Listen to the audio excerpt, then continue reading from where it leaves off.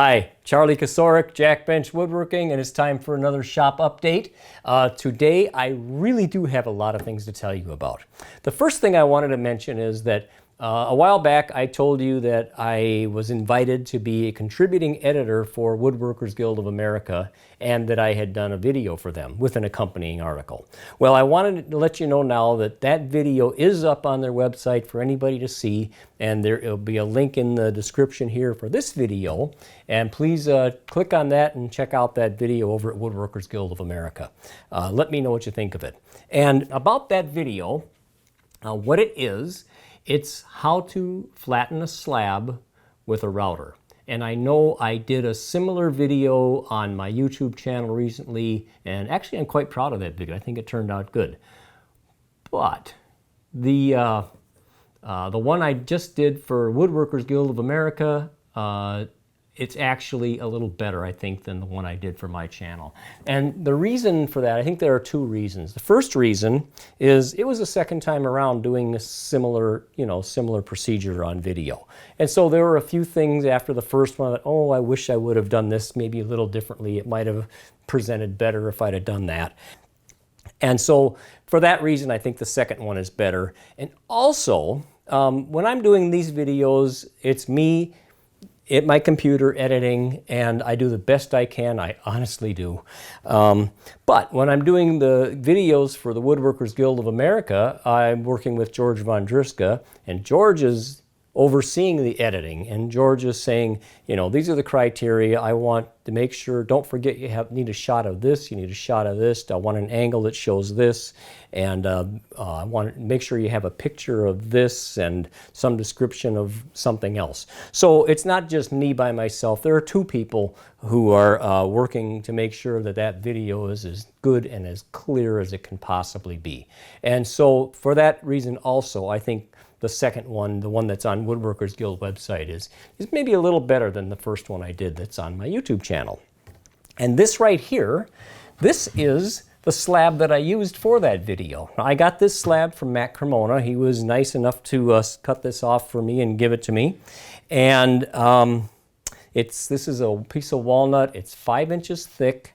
It's almost dry. It's maybe 15%, not dry, but it's about 15% moisture content in the middle and maybe 13% around the outside. So it's not green, but it's not quite seasoned yet either. And the reason I'm talking about that is because I do not have a use for this particular slab. I'm not planning to make a table out of this, although I think it would make it's a great piece of wood for maybe an end table if somebody wanted to build one.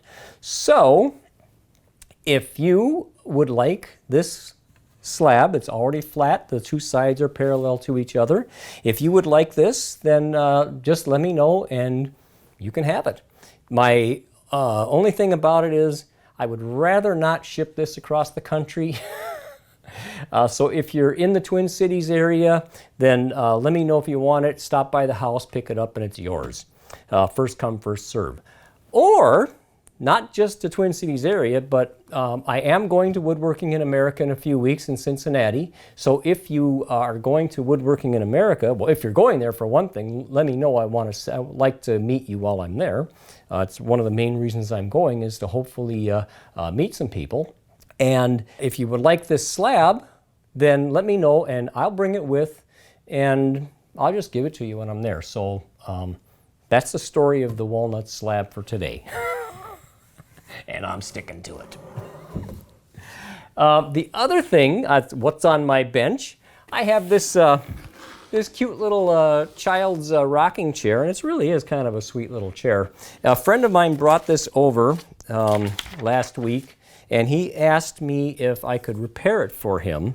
And what you can see is on the back, and literally, no kidding, this is the truth, the dog ate the rocker. So literally the dog chewed the end off one of the rockers on here. So I'm gonna fix that for him, and I'll probably do a video on that too.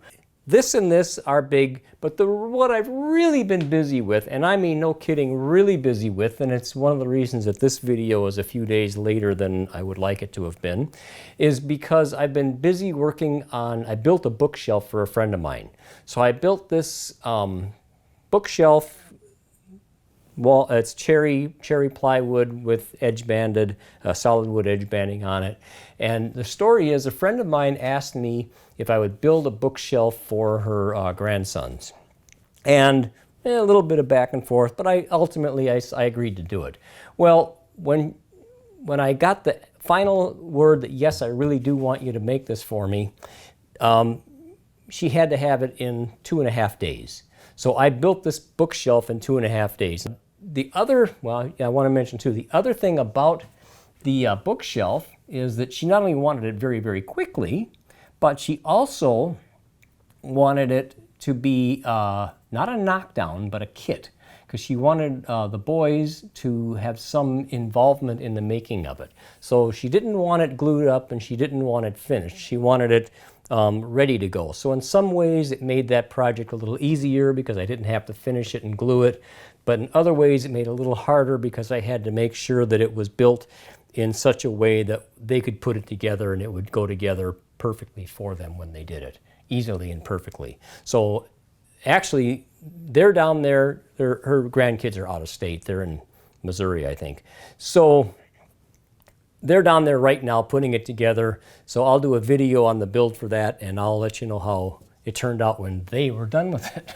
So that's what's been going on in my shop. Oh, the other thing is, oh my God, the shop was just a complete pigsty when I was done making that cabinet.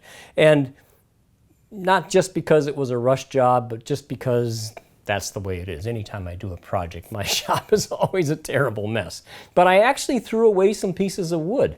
You know, you think I was brought up in the Depression era the way I can't throw things away. I mean, I'm saving these little scraps up.